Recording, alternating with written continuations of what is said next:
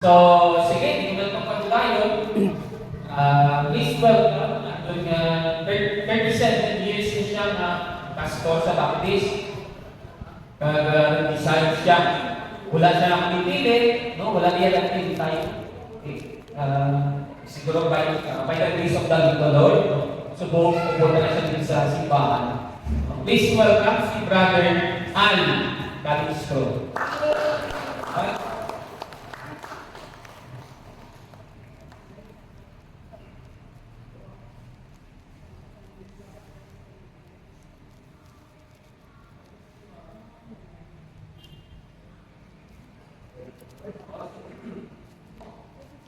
Pero kung gusto mo kayo, saan nagbigay mo yung kabangan ko na iglesia o simbahan na dito sa Pinoy at Catholic. Medyo magkira kasi katagal ka na sa Baptist tapos kaya ganito ang eksena. Actually, yung pag-viral ko ng video, may halo ko kung kabag, kahon. Kasi saan mo lang punta eh. Sinabi ko sa ating testimony na you can share this to anyone. So hindi ko naman alam, sinabi ko na you can share this to anyone ay magpapayaran ko yan. Na video kinasa pamunta ko tayo. Baka hindi lang sa Catholic na punta yun. Baka pinagkala ko na rin, dito natin, yung mga kulto. Ito pa natin, kasi natin kulto ang klaseng sekta sa Pilipinas. Baka pinagkala ko pa. Sana hindi naman. Kapatid, i-summarize ko lang po na kasi ayaw ko lang yung oras nito. Pakinggan naman ito yung kabuuan ng video, pero i-ano ko na sa inyo, ikwento ko na din ako. Taga-Gira-Katanduanes po kami. Ito ay yung Tugulana na may luwag ng Latina. Nagsimula po kami na maging Katolik. 97 yung ako pinanakay. 2 weeks after po ay sinilang ay natin po sa Quezon City. Matagal ako naging Baptist. It took me 37 years to realize na hindi pala kung saan ako dapat. Kundi nabigay talaga ang Lord ng daan para maging maayos ang aking buhay spiritual. Ibinaw ko ng aking problem. Medyo mahirap kasi kaya naman akong pastor eh. Sa aking first marriage, naman tayo aking libahan. Kaya naman ako ng pastor, yung kwento ko sa kanya ito na babay ko sa mga habis makipag-ibag siya sa akin. So, bilang tatay, iwasan ka na yun kasi medyo mahirap ako. Yung sa tapos na yan, na yung decision ko, hindi ko respect na rin. Yung decision ko rin ng mag-alliance ay pinuriya ko na dito kasi bakit nga.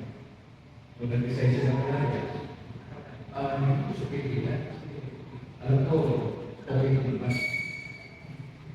Bakit itong kwento nito ay napaka-importante para sa akin. Sa totoo lang, medyo dahil ka sa umalat ako yung video,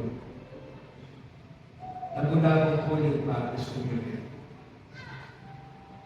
Kasi first time ata ito in the history na isang kapanagin kita ay nag-design.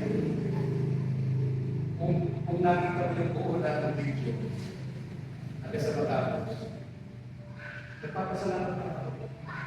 Wala na ako nakupakot sa video. Although ito sa may nasa part ng video, pinapagin ko generally yung culture ko sa different churches. Kasi hindi lang ako sa isang simbahan ng state. Marami akong naikutan yung pagkasang practice. May para-church sa pulang-pulaan. Dapat mukha na rin ang mga pastor na mabuti sa Diyos at parang kailan natin magawa kasi na iba yung bahay. Medyo mahirap para sa akin kasi binabanatan ko yung Catholic Church before. Binabanatan ko. Ang trato ko kay Virgin Mary, saya lang siya makasalanan. Normal, parang tayo lang. Pero I came to realize, habang nag-aaral tayo, mukha itong sablay ako. Imagine mo, during pandemic time, tatlong limang grupo yung nag-aaralan ko. Number one, Orthodox Church. Kasi Orthodox Church yung aking favorite one na malaki na ako naman being member data. Kasi may mga kausap na mga pare. Talagang yung heart ko, Orthodox. Kasi pwede akong magpari din eh. Kasi may ito. Nakatuloy ko eh. So, meron na lang yung usapan, possibility for me to study abroad, Orthodox ako. May mga gano'n lang yung usapan. Pero, it took a while, isang taon na higit, yung pagkantay. Dadasal pa rin. Kasi naniniwala ko, dalawa lang naman yung na grupo, the church. Dalawa lang naman ito. Iba sa Orthodox, yung Catholic. So, ginigala ng alliance eh. Pero ito, Orthodox Church, pinagkakalap yung training nila. Alliance. Kasi Catholic. Sabi ko, kung hindi ako magpupura sa Orthodox, wala kayo bang choice. Kundi ang Catholic. Kasi para sa atin, dalawa naman kasi ng tama. Yung grupo ko, ang founder nila, ay tao. Tao yung founder ng practice, si John Smith. Hindi ko ako ng Southern Baptist, start ako ng Southern Baptist. Na-ordain ako sa Fundamental Baptist. Naging Reformed Baptist ako, naging Calvinist pastor ako for 10 years. Nag-aaral ng Calvinist na Reformed Baptist sa Iloilo. Binitawag ko rin yan dito. At yung journey ko sa napakaraming grupo pinututan ko, ako naniniwala na bahagi ng journey ko bilang isang estudyante ng salita. Estudyante kasi ako eh. Hindi ako natatapos mag-aral. Hindi ko katulad ng ibang mga pastor na 4 na taon. Ako hindi. I've been to different theological schools. Pero pag nag-graduate ako, parang piling ko lang din na lagi akong bachelor's. Start ako din. Dahil hindi po ako mag-aral. Sa mga pag-aaral na yun, yung po yung contribute sa akin para mag-decide to join the Catholic. Sabi mo, hindi perfect yung Catholic Church, maraming skandal na nangyari ng mga pope, mga pare. Pero bakit pinigil ni Brad Callis na mag-join sa Catholic Church sa kabila ng mga bagay nito? Pinaliwan naman sa video natin, bakit po embrace yung Catholic Church? Number one, kasi karo kasi yung founder, Jesus Christ. Pangalawa, embrace mo yung apostolic succession nito, na si Peter yung unang pope. Hindi namin tinatagad kaya sa Catholic. Totally yung turo ng Catholic sa amin. Ano yan? Ang Katoliko po yung pinakasentro ng Antichrist. At yung Papa, siya yung pasiguro mo ng kasama. Eh, hindi rin namin ano dyan. Basically, yun ang parang. Hindi kami naniniwala sa turo ng si Papa Katoliko. Imagine it took me 37 years to realize na mali pala yung sinasabi ko at tama pala yung church kung saan nila pala. 4 na taon, nagkaroon ako ng spiritual quest for me. Salamat lang sa Panginoon. Sabi ko nga sa video, yung aking personal decision, hindi ako pumunang limate ni Father Darwin Gana. Hindi ako pumunang limate. Hindi ako binayaran ng church, hindi ako in-offer ng position ng diocese sa Bacolod. Hindi ako. Masasabi ko, ito talaga ay I was guided by the Holy Spirit sa aking decision. Now, tinawag ko sa birthday ko kasi para maging memorable. Na hindi ko naman alam, sa birthday ko nasasabihin ko na alas 8 ng gabi na magkakagalan ng Catholics. Instant celebrity ako sa madaling salita. Na natatakot po ako ng kinakabahan, wala yung aking sabi ko sa makasama ko si Edwin. Bro, ang overwhelming, first time ko nangyari sa akin, sino ba naman yung makinig kay Alvarez ko? Wala naman akong PhD.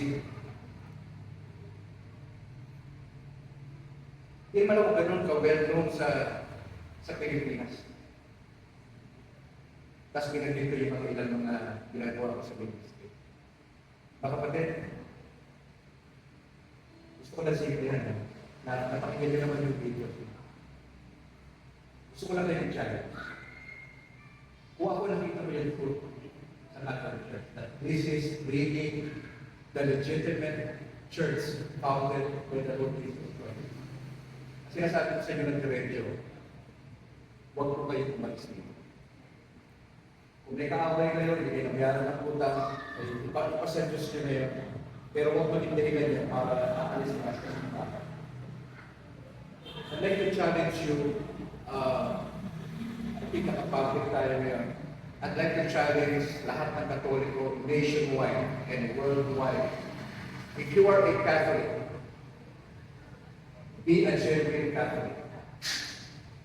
Hindi nagdadala mo tayo sa misa po kasi kalagawin tayo ng misa. Seryoso tayo. Know Jesus. Kinalalim mo si Jesus Christ. Alamin mo yung tamang turo ng simbahan. That's why ang papel ng CFD ay para i-guide mo kayo into all the truth. Maasaan sa Banal na Espiritu. May basbas ng bishop ko ito ginagawa ng CFD.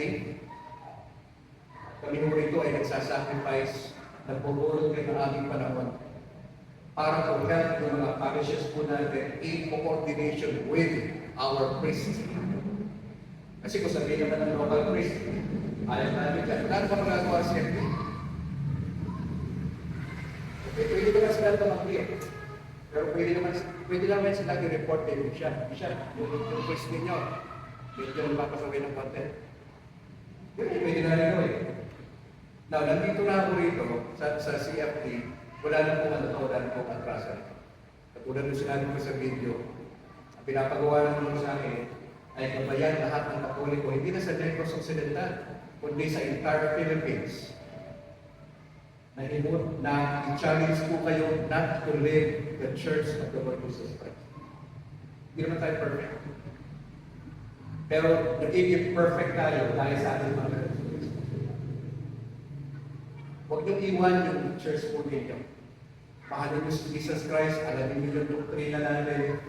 Sabi ko sa video, pagkatapos ang evangelization ng mga Protestant at evangelical pastors, kung matututunan ng bawat Katoliko sa Pilipinas na maging seryosong Katoliko at maging bahagi mo kayo ng CFD, especially yung mga lalaki natin. Malaki yung vital role ng bawat local priest sa buong Pilipinas. Kung merong cooperation ng lahat ng pare sa buong Pilipinas, titigil ang church planting ng mga Baptist, ng mga iba pang Protestant churches. Wala na silang makukuha na tao mula sa Catholic Church. Bakit po nakapag-plan sila ng church? Kasi maraming Katoliko ang ignorante sa doktrina. Doon kayo namin binabalatan. Alam niyo ba yun? O, masabi ko lang ito, nakalive ko yung tayo sa FB. Nakakatakot ito sapagkat ibubulgar natin ang ilang mga ginagawa ng mga pastor. Kapag ka pumatok sa inyong bahay, ang pastor na different Protestant o evangelical, pwede mo sabihin sino pinagnaman eh.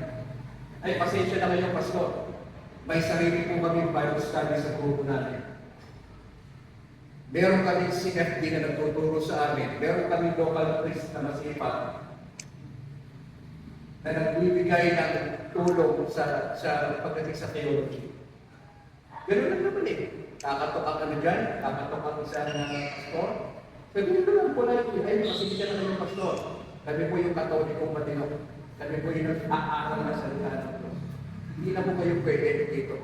Palagay ko, kung matututunan natin yan, wala na ng church planting na magagalap sa Pilipinas. Maraming lumalaman sa Catholic Church eh. Bakit? Hindi masyadong guided. May nakausap ako. Bakit yung iwan ng Catholic Church? Karamihan sa mga reasons personal na hatred sa kapwa. Pangalawa, ayaw nila sa pare. Pangatlo, wala na si alam. Kaya napunta sa Iglesia ni Manalo, sa Batista, napunta kay Soriano, sige lang. Hindi naman sila dumaan sa catechism.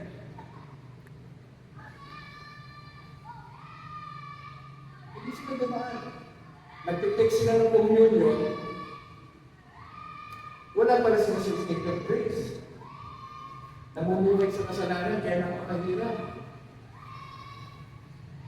Ngayon, salamat sa Panginoon sapagkat pinalagyan ko sa kanyang simbahan. Isa sa mga advocate ko bilang kasama ko rito sa CIP at bahagi na bumalik sa simbahan ng Panginoon ay patuloy na magbigay ng warning sa lahat ng Katoliko nationwide. Do not ever entertain the pastors. Ano ginagawa nila? Pupunta sila sa isang lugar, mag-daily education Bible School, DBBS, puntirya nila mga anak nyo eh. Aating kayo, di ba? Aating kayo. Yung graduation niya, kasama ng parents. Bago magbigay ng kayo, mga certificates, mag-preach yung pastor. At anong gagawin ng pastor? Mag-i-evangelize sa Katoliko. Ang sasabihin ng pastor, sino gusto tumanggap sa Panginoon sa inyo mga Katoliko? Kataas ka naman ng kamay kasi nga, si Jesus Christ yung sinasabi at nasa Bible. Kataas ka ng kamay mo, bibilangin mo nila yun. Pwede tumanggap sa Panginoon. Okay, tumanggap nito. Anong gagawin nila pag-practice? May meriendahin ko kayo, of course. Pagkatapos kayo mag-meriendahin, ipapalo up na kayo sa bahay ninyo. Pasisipan ng pastor sa Pilipinas. Especially Catholics. Pag tumanggap ka na sa Panginoon, okay, nabilang na yan, pinagdadasal po kayo, bibisitahin po kayo sa bahay for follow-up. Luluklinahan din po kayo, and then to become Baptist, at magbibigay ka ng 10%, Brad. Sabi ko nga sa sinasabi ko, mawawalan ng kita ang mga churches na evangelical. Kasi paikutin na naman kayo sa palag nila eh. Na kunyari, dinadala nila si Jesus Christ sa inyo, kunyari, dinadala nila sa Evangelyo, pero hindi naman pala gospel, hindi naman pala si Jesus. Dinadala kayo sa denomination nila. Binibigyan kayo ng pasari na 10% sa kita ninyo. Meron pa nga klaseng Baptist na yung first fruit daw eh. Unang trabaho niyo po, may trabaho tayo natin. Yung unang sweldo niyo, bigay sa simbahan. Yun yung first fruit. Saka nakakita sa Bible na ganyan na sistema. Eh, primarily, puro sa Old Testament, Old Testament yun eh, pag-Israelites yun eh. Gentile po tayo. Maraming silang sasabihin para makapagpisa. Magagaling po sila, especially Baptist ko. Mga aral mo kami. Hindi mo kami seminar lang, 6 months, tapos pastor na. Walang ganun sa Baptist. May mga formal theological training kami. Alam namin yung sinasabi namin. Kaya pala salita namin sa isang tao, nag-plan kami ng church, alam namin yan hanggang sa babato. Hindi ka namin ipapapres basta-basta pag hindi mo naiintindihan ng doktrina. 10%. At kapag kayo yung pastor, asal na kayo yung pastor, tapos sumusunod sa kanya, nasabihin ng pastor sa pulpito, bukas ang pinto, umalis ka. Tatakutin ka pa. As if yung simbahan ng Baptist, yun ang kaligtasan. Alam nyo, ang hirap nito eh. Totoo lang. Yung sinasabi. Baka mag-training na naman po kasi may sinasabi ko.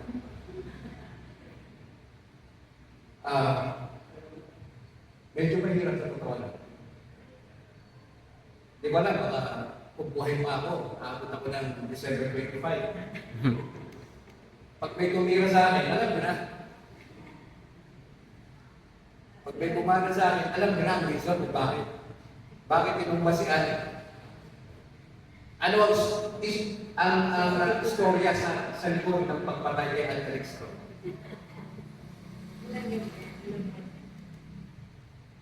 Pero sa biyaya ng Diyos, abutin ko pa yung tao lang sa nagwagla. Mga kaibigan, huwag niyong iwan ang simbahan. Mahalin niyo yung local priest ninyo. Tatay natin yan. Yung aming local priest doon sa Sukat, mas matanda pa ako eh. Pero bakit yung respeto suot mo sa kanya gano'n? Kasi tatay mo siya sa atin. Siya yung shepherd, siya yung pastor natin sa local church, sa parish. Kaya yung respect dapat hindi mawala na. Huwag kayong nakalis. Ba't ito kailangan transfer? What for? Para paikurin yung ulo ninyo.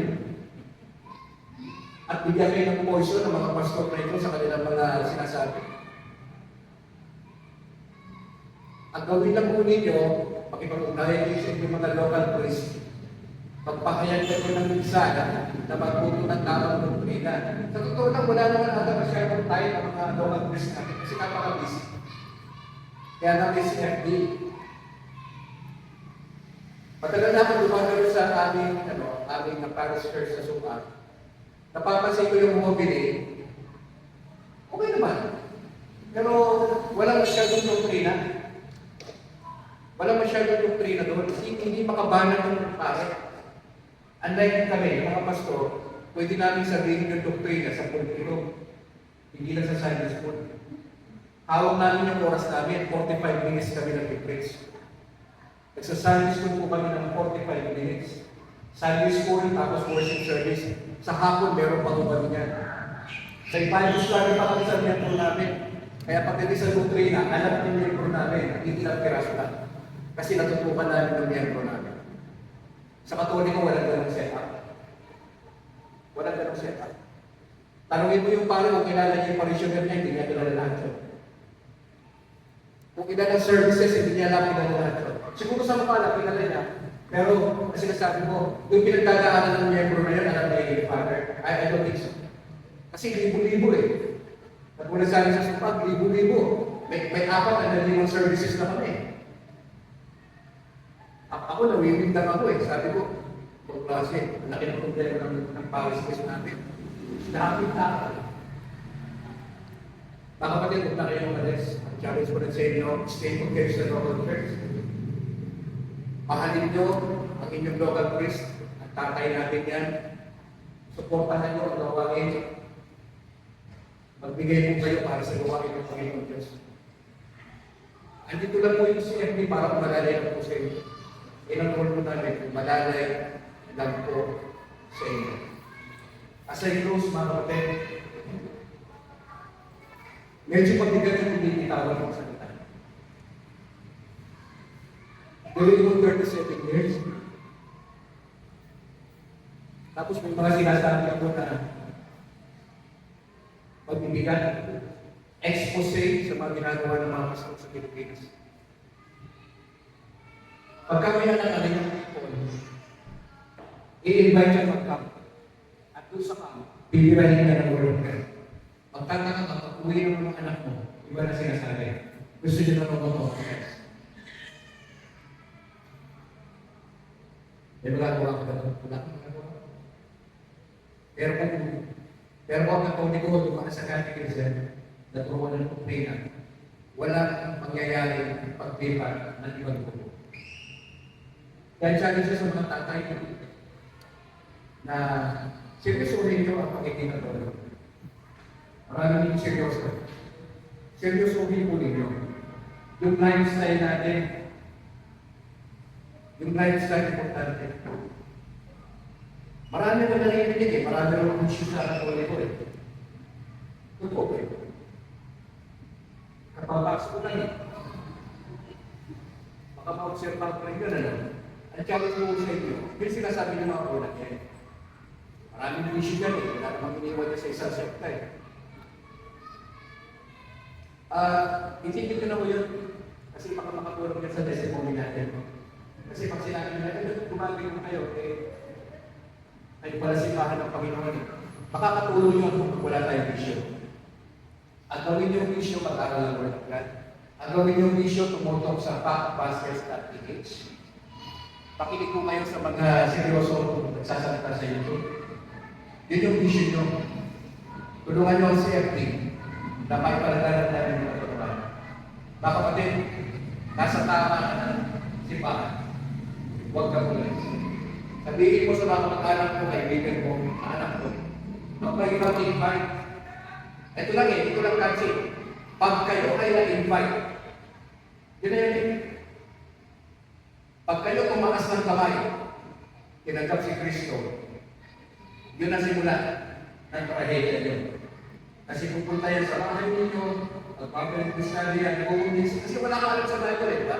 Wala ka alam sa Bible, share ka, importante ka. Okay, tama. Sa dulo eh, tama. Doon nagsisimula. Yun yung bakit mo natin. Anyayahan sa kapag anak mo, pamangkin mo. Magsuwama yan, pagpalig niya, ito na sinasabi niya. Mali pala tayo Katoliko. Bakit? Hindi na natin sila sa in-expose doon yung kahinaan ng simbahan Katoliko. Di ba? Ngayon, si Alcalistro na nagsasabi, yan ang modus ng mga pastor. Kaya, ako umaapila nationwide, if you are a truly Catholic, don't ever listen to them. Pakin nyo nila, pakin. Pakin nila yun.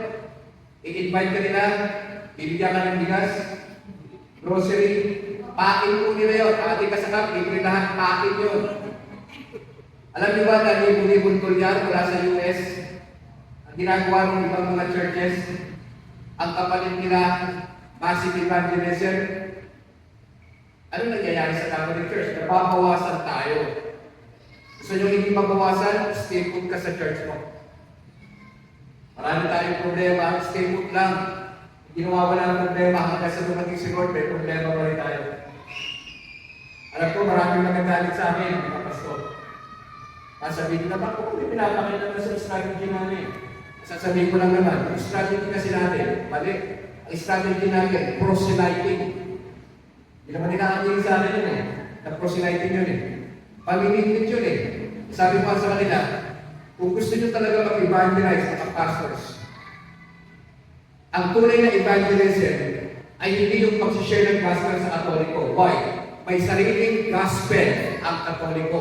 Mas tama ang gospel ng Catholic Church. Hindi na siniseryoso. Kaya gano'n. Kaya challenge ko sa mga pastor, kung gusto nyo talaga mag-evangelize, maniwala ko sa inyo, puntahan nyo ang mga kultong simbahan. Sila yung target nyo for evangelism, maniniwala ako sa inyo na nag-evangelize kayo. Pero kung pupunta ka sa Katoliko, hindi yan evangelism, proselyting yan. Tapos paparehistro nyo yung sekta ninyo na sa founder, ayaw ang founder ng pastor. Tapos ma-incorporate kayo sa dulo yung simbahan. Eh di, bakit ba nag-parehistro? Kasi bukos eh, pag hindi nakarehistro. Mali na yung foundation nila at yung gitna mali pa rin, inanagdagan pa nila yung mali nila by paparegister sa sekta. Ano sinasabi ko rito? Hindi sila tunay na simbahan ng Panginoon Diyos. Dito tayo. Kaya kung kayo ay napalipag na dyan, sinasabi ko sa inyo, magpaalam na kayo sa pastor. Sabihin ko sa kanila, Pastor, babalikan po ako sa Catholic Church. Kasi sinasabi ni Alcalistro, ang tamang Catholic Church, yung grupo na ito pala, hindi pala ito. Bakit? Nakalistro kasi tayo eh. Ang tunay na simbahan, hindi pala nakalistro. Nationwide, I appeal to you, Catholics, go back to Catholic Church right now. Huwag niyong tapusin ang December. Bumalik kayo, magpaalam na kayo sa mga pastor na yan. Sabihin niyo sa kanila, politely, bumabalik na kayo at babalik na kayo sa simbahan na itinatag ng ating Panginoon, which is the Catholic Church. Malampakan natin si Lord. Mga kapatid, wala na akong gusto sabihin. Nasabi ko na yung gusto kong sabihin. And I'd like to thank the Lord Jesus Christ, the Holy Spirit, and si Mama Mary for guiding me. Sinusuka ko tayo si Mama eh. Pasensya na po kayo. Ako pinagdidiliman lang nun. Pasensya na po kayo. First time in my life, perfection ako sa pake. Nanginginig ako lang yung maintindihan. Sa Redentorist ako lang ng confession. Nanginginig ako lang yung maintindihan. Nagtataka yung misis ko. Kasi after ko si misis, Na-obserbahan namin, wala pang 5 minutes, tapos na lumalabas Dami na kalinya. Pagdating sa akin, nag-15 minutes. Ang daming tanong sa akin ng pare. Ayaw ko na sabihin dito kasi off the record ko yun. First time ang kami ng pastor, nag-confess na niya doon. Sabi ko, Father, ako po yung pastor. Nagulat siya. Tinignan niya ata ako.